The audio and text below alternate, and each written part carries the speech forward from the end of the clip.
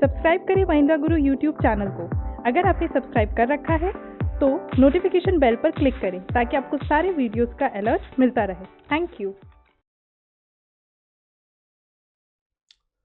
नमस्कार दोस्तों, स्वागत है आप सभी का एक बार फिर से महिंद्रा गुरु यूट्यूब चैनल पर। आज होली का त्योहार आप लोग एंजॉय कर रहे हैं, मना रहे हैं। खुशियों का त्योहार है, कलर्स का त्योहार है, रंगों का त्योहार है और जिसमें आप सराबोर हो चुके हैं।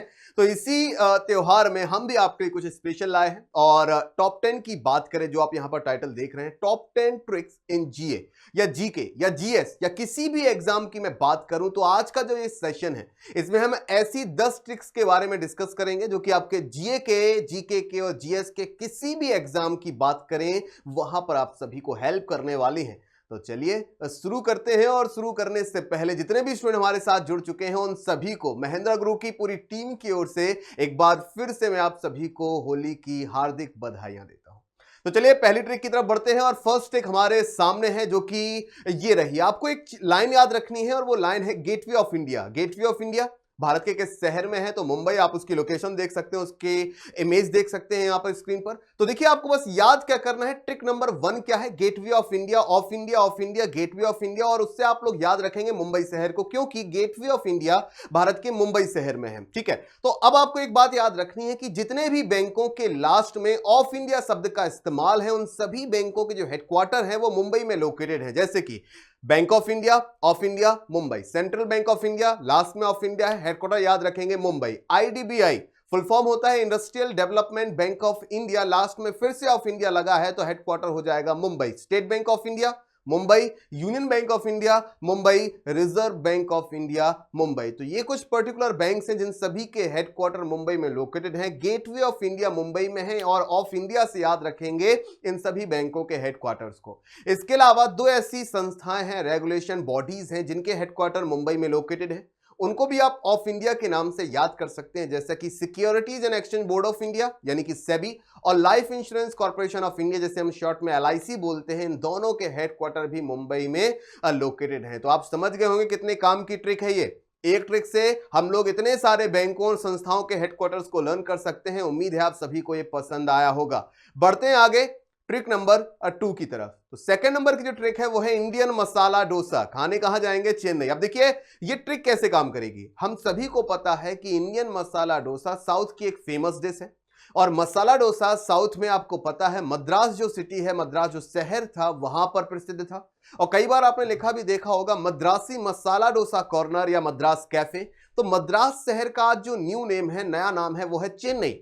तो आपको इतना याद रखना है कि इंडियन मसाला डोसा तो साउथ की फेमस डिश है जो कि मद्रास से पॉपुलर हुई थी, तो उसको आज चेन्नई कहते हैं। तो इंडियन मसाला डोसा खाने जाएंगे चेन्नई, इंडियन मसाला डोसा खाने जाएंगे चेन्नई। और जिन भी बैंकों के आगे इंडियन शब्द का इस्तेमाल है, जैसे कि इंडियन बैंक और इंडियन ओवरसीज बैंक, इन दोनों के हेडक्वार्टर हो जाएंगे मुंबई। तो Indian masala dosa, Indian bank Chennai और Indian overseas bank Chennai. Indian शब्द से याद रखना है मसाला डोसा को और चेन्नई को और बैंकों के हेडक्वार्टर को। ट्रिक नंबर 3 की बात करें, पंजाब मतलब न्यू दिल्ली, पंजाब मतलब नई दिल्ली। आप कैसे भी लर्न कर सकते हैं, पंजाब का मतलब है नई दिल्ली। कुछ ये ट्रिक आपको अपने दिमाग में बिठानी है।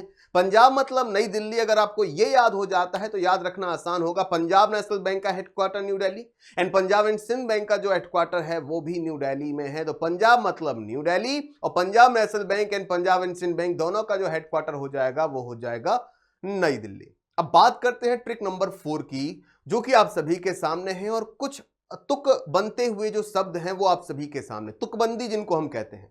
कभी आपने पोएम्स पढ़ी होंगी यानी कि कविताएं आपने पढ़ी होंगी और कविताओं के जो लास्ट के वर्ड होते हैं, शब्द होते हैं, वो कहीं ना कहीं तुक बनाते हैं।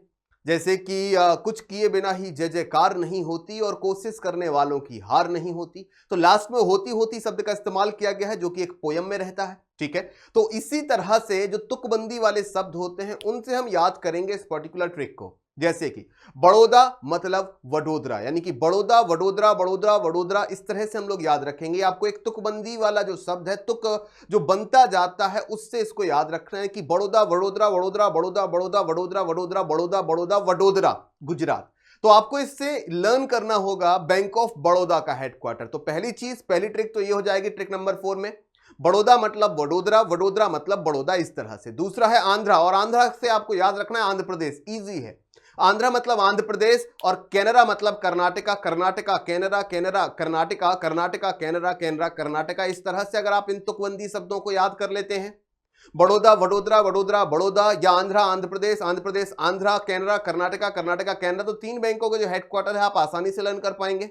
बैंक ऑफ बड़ौदा, बड़ौदा बड़ौदा, तो बैंक ऑफ बड़ौदा का हेडक्वार्टर है वडोदरा, याद हो गया। आंध्रा मतलब आंध्र प्रदेश, और आंध्र प्रदेश बैंक का जो आंध्रा बैंक का जो हेडक्वार्टर है वो है हैदराबाद, जो कि आंध्र प्रदेश की कैपिटल है। इस तरह से कैनरा मतलब कर्नाटका, कैनरा मतलब कर्नाटका, कर्नाटका की कैपिटल है बेंगलोर, क्या है? बेंगलोर। तो अब कैनरा बैंक का जो हेडक्वार्टर हो जाएगा वो भी हो जाएगा बेंगलोर। तो ट्रिक नंबर 4 में तुकबंदी वाले जो शब्द हैं उनसे बनने वाले जो बैंक हैं और उनके जो हेडक्वार्टर हैं वो मैंने याद कराने का प्रयास किया। पसंद आया हो तो एक बार यस लिख के कमेंट बॉक्स में तुरंत बताएं। ट्रिक नंबर 5 की बात करते हैं, जो कि आपके हर एग्जाम में पूछा जाता है। क्रिकेट से जुड़ी हुई एक ना एक कप और ट्रॉफी आपसे पूछी जाती है, तो वही आपके सामने है।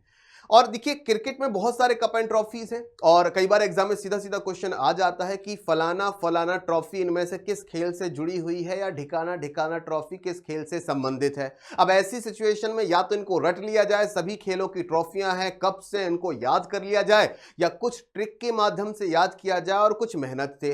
ट्रिक के माध्यम से कम मैं यहां पर आपको 7-8 कप एंड ट्रॉफी याद करा दूंगा जो कि क्रिकेट में होती हैं। देखिए हमारे सामने है, इसको कैसे याद करेंगे मैं बता देता हूं।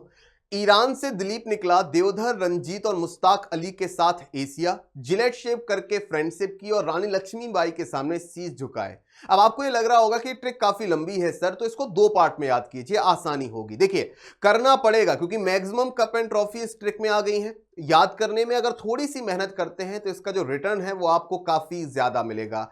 फिर से एक बार हाफ हाफ करके याद करने का प्रयास करेंगे। सभी लोग यहां पर जितने भी कमेंट बॉक्स में एक्टिव हैं सभी लोग इस ट्रिक को जल्दी से टाइप कर देंगे ताकि एक बार आपके दिमाग में भी ये चढ़ जाए। अगर नोटबुक लेकर बैठे हैं तो नोट कर लीजिएगा। ईरान से दिलीप निकला, देवधर रंजीत और मुश्ताक अली के साथ एशिया, इसे हाफ याद करेंगे। ईरान से दिलीप निकला, देवधर रंजीत और मुश्ताक अली के साथ एशिया, हाफ याद हुआ। अगली हाफ जो लाइन है वो है जिलेट शेव करा के फ्रेंडशिप की और रानी लक्ष्मीबाई के सामने शीश झुकाए। जिलेट शेव करा के फ्रेंडशिप की और रानी लक्ष्मीबाई के सामने शीश झुकाए। अगर ये पूरी लाइन और कहानी याद हो गई है तो देखते हैं कप एंड ट्रॉफी कौन कौन से बनेंगे।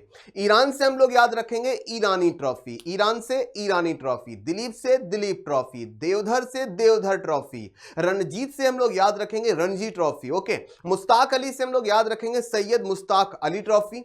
एशिया से हम लोग याद रखेंगे एशिया कप जो कि एशियन टीम्स के बीच में होता है। इसके अलावा जिलेट, जिलेट जो कि एक ब्रांड भी है, ठीक है। तो जिलेट ट्रॉफी होती है जो कि न्यूजीलैंड में होता है, जिलेट कप, ठीक है। तो जिलेट कप ये भी आपका क्रिकेट से जुड़ा हुआ है तो जिलेट से याद रखेंगे। फ्रेंडशिप, फ्रेंडशिप से आपको याद रखना है NatWest friendship trophy, friendship से NatWest friendship trophy. Rani Laxmibai, Bharat में राज्यों के बीच में एक क्रिकेट टूर्नामेंट होता है यानी कि रानी लक्ष्मीबाई क्रिकेट ट्रॉफी भारत में राज्यों के बीच में जो कंपटीशन होता है उसमें जीतने वाली टीम को दिया जाता है। और लास्ट में शीश झुकाएं, तो शीश से आप लोग याद रखेंगे शीश महल ट्रॉफी, शीश महल ट्रॉफी। तो उम्मीद है ये सारी कप एंड ट्रॉफी 4 लाइनों में आपको याद हो जाएंगी, ठीक है। चलिए इंतजार ना करते हुए ट्रिक नंबर 6 की तरफ बढ़ेंगे जो कि करेंसी और से जुड़ी हुई है। अब हमारे देश की करेंसी क्या है सर? वो रुपया है। तो हमारे देश के अलावा 8 टोटल अगर हम बात करें 7 और ऐसे देश हैं जिनकी करेंसी रुपया है और एक ना एक करेंसी आपके एग्जाम में जरूर पूछी जाती है। तो देखिए एक लाइन आपके सामने है जो कि एक कहानी के फॉर्म में है, आसानी से इसको याद रखना है। तो आपको सारी की सारी रुपया वाली जो कंट्री है जहां पर रुपया चलता है वो आपको लर्न हो जाएंगे। भारत से मैरी पाकिस्तान गई, श्री मालपाल को इंडिया लाने। बहुत आसान सी लाइन है, फिर से समझिएगा। भारत से मैरी पाकिस्तान गई, श्री मालपाल को इंडिया लाने। बजरंगी भाईजान भी गए थे लेकिन मुन्नी को छोड़ने, है ना, बजरंगी भाईजान मूवी देखी होगी। तो यहां पर छोड़ने नहीं जाना है, वहां से लाने जाना है। तो भारत से मैरी पाकिस्तान गई, श्री मालपाल को इंडिया लाने, इस तरह से लाइन को याद रखना है। आसानी से सारे कंट्री याद हो जाएंगे जिनकी करेंसी रुपया है। भारत से भारत यानी कि हमारा हिंदुस्तान, भारत से तो से याद रखना है सेशेल्स नाम का कंट्री। भारत से मैरी, मैरी से आप लोग याद रखेंगे मॉरिशस। पाकिस्तान नापाक, पाकिस्तान यहां रहा। बात करेंगे रुपया करेंसी ट्रिक की। आपके एग्जाम में एक ना एक करेंसी जरूर पूछी जाती है और हमारे देश की जो करेंसी है रुपया, वो और कितने कंट्रीज की करेंसी है उसको याद रखने की एक बहुत ही आसान सी ट्रिक है और वो आपके सामने है कि भारत से मैरी पाकिस्तान गई श्री मालपाल को इंडिया लाने। अब देखिए इसमें वो सारी कंट्री काउंट हो जाएंगी जहां पर रुपया चलता है, रुपया करेंसी इस्तेमाल होती है। तो आपको बस ये लाइन याद रखनी है, भारत से मेरी पाकिस्तान गई श्री मालपाल को इंडिया लाने, ठीक है। तो आप इससे कंट्रीज के नेम को याद रखेंगे, जैसे कि भारत, तो भारत में रुपया चलता है। भारत से याद रखेंगे सेशल्स नाम का कंट्री। भारत से मैरी से याद रखेंगे मॉरिशस। पाकिस्तान से याद रखेंगे नापाक पाकिस्तान, जो कि चलिए ठीक है। उसके बाद श्री से हम लोग याद रखेंगे श्रीलंका, जो कि हमारा एक पड़ोसी मुल्क है। माल से हम लोग याद रखेंगे मालदीव, लेकिन मालदीव के सेंस में हमें एक बात याद रखनी है कि रुपया करेंसी का वहां पर इस्तेमाल नहीं होता है, वहां पर करेंसी को रुपया कहा जाता है, नॉट रुपया, ठीक है। रुपया कहा जाएगा तो प्रोनाउंसिएशन थोड़ा सा याद रखिएगा, रुपया नहीं रुपया चलेगा, बस इतना सा बात आपको यहां पर याद रखनी है। माल के बाद पाल है, पाल से याद रखेंगे नेपाल।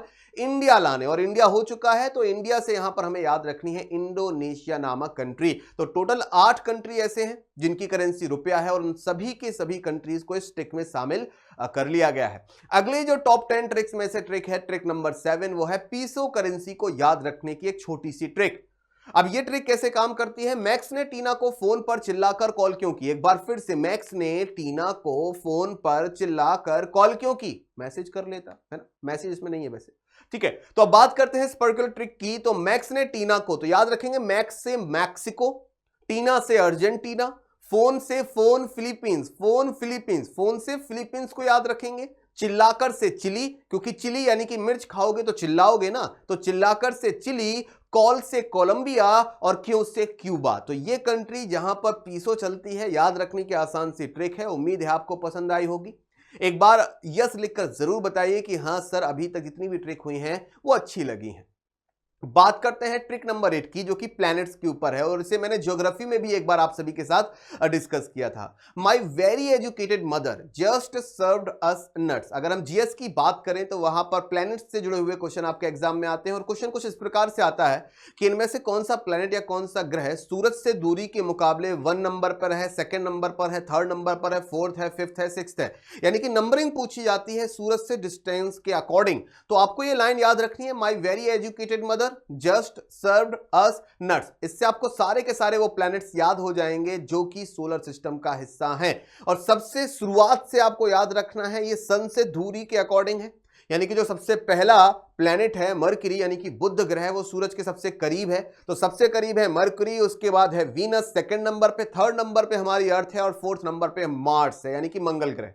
तो आप समझ गए होंगे कि सूरज से दूरी के हिसाब से चौथा जो ग्रह है वो मार्स है, तीसरा जो ग्रह है वो अर्थ है, दूसरा जो ग्रह है वो वीनस है यानी कि शुक्र है, और पहला जो ग्रह है वो है मरकरी।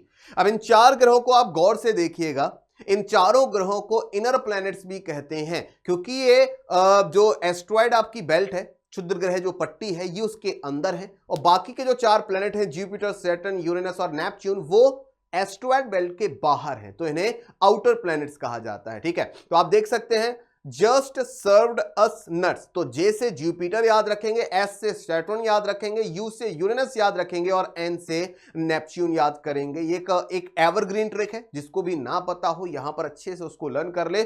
कभी भी नहीं बोलेंगे प्लैनेट्स को उनके रैंक के हिसाब से, उनके स्थान के अनुसार। ट्रिक नंबर 9 की बात करूं, बैडमिंटन की कप्स एंड ट्रॉफीज भी एग्जाम में पूछी जाती हैं और आपको याद रखना है, बहुत ही आसान सी एक लाइन है कि बेटा ओबेर दीवाने सुर में जरा थम के नाच। अब देखिए होली आई है तो आप सभी ने भी डीजे की धुन पर या म्यूजिक की धुन पर आप सभी ने डांस किया ही होगा। तो याद रखना बड़ा आसान है कि बेटा ओबेर नाम का मान लो कोई व्यक्ति है, तो बेटा ओबेर दीवाने सुर में जरा थम के नाच, है कि नहीं। तो बेटा ओबेर से याद रखेंगे ओबेर कप, दीवाने से याद करेंगे अमृत दीवान कप, सुर से आप लोग याद रखेंगे सुधीर अमन कप और रहीमतुल्लाह कप, यानी कि सुर से 2 कप एंड ट्रॉफी बनेंगे, सुधीर अमन कप और रहीमतुल्लाह कप। मैं जरा थम के नाच, और नाच से आपके 2 कप एंड ट्रॉफी बनेंगे, नाच से नारंग कप और चा से चड्डा कप। तो ये सारे के सारे कप एंड ट्रॉफी बैडमिंटन से जुड़े हुए हैं। ओके, बात करते हैं 10 नंबर पर, जो कि सबसे मोस्ट अवेटिंग ट्रिक है, जो कि 10वीं पोजीशन पर है। वो है भारत के नेशनल गेम, जिसे कहा जाता है वो हॉकी है। भले ही इसका कोई सबूत नहीं है हमारे पास कि हमारा राष्ट्रीय खेल हॉकी है, लेकिन ऐसा माना जाता है। अजलान बेटा रंगो मुझे आज ध्यान से, लाइन को एक बार आराम से याद कीजिए। अजलान बेटा रंगो मुझे आज ध्यान से, क्योंकि होली का मौसम है। अजलान बेटा से किसी ने कहा भाई मुझे आराम से रंगना, जबरदस्ती मत करना, जबरदस्ती मत छपा देना, लेकिन हाँ आराम से रंगो, यानी कि अजलान बेटा रंगो मुझे आज ध्यान से, तो ये होली से संबंधित है, आसानी से याद हो जाएगी। अजलान से हम लोगों को याद रखना है अजलान शाह हॉकी ट्रॉफी। क्या याद रखेंगे? Azlan Shah hockey trophy. बेटा से हम लोग याद रखेंगे बेटन कप, बेटा से बेटन, बेटन बेटा बेटा बेटन, बेटन कप। और रंगों से याद रखना है रंगास्वामी कप। अगर ऑप्शन में आता है रंगास्वामी कप की इनमें से कौन सी कप एंड ट्रॉफी हॉकी से संबंधित है, 4 ऑप्शन आपको वहां पर मिलेंगे और मान लेते हैं उसी में से एक लिखा है रंगास्वामी कप, तो रंगों से रंगास्वामी को याद रखना आसान हो जाएगा। रंगो रंगास्वामी। मुझे से मुरगप्पा कप, मुझे से मुरगप्पा कप, गोलगप्पा नहीं मुरगप्पा, तो मुझे से मुरगप्पा कप आज, तो आज से आगा खां कप, आज से आगा खां कप याद रखेंगे। और ध्यान से ध्यान से हम लोगों को याद रखना है major Dhyan Chand hockey trophy. Cricket hockey के जादूगर कहे जाने वाले मेजर ध्यानचंद के नाम पर यह टूर्नामेंट होता है। हॉकी के जादूगर कहे जाते थे और ऐसा माना जाता था कि अगर एक बार हॉकी स्टिक में उनकी गेंद लग गई तो फिर सीधा गोल पोस्ट पे गोल ही होगा, क्योंकि अगर मेजर ध्यानचंद की हॉकी स्टिक से गेंद लग जाती थी तो बिल्कुल चिपक जाती थी, ऐसा कहा जाता था, और उनसे बेहतर खिलाड़ी कोई नहीं।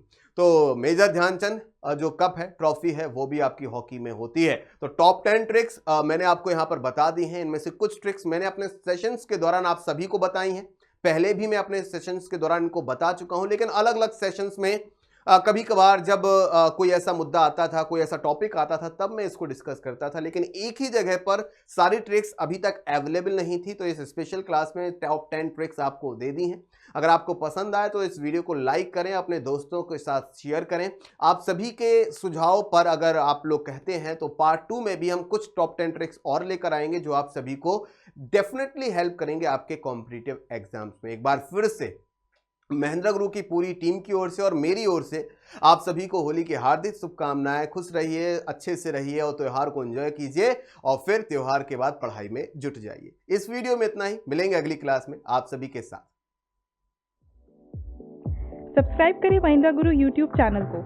अगर आपने सब्सक्राइब कर रखा है तो नोटिफिकेशन बेल पर क्लिक करें ताकि आपको सारे वीडियोस का अलर्ट मिलता रहे। Thank you.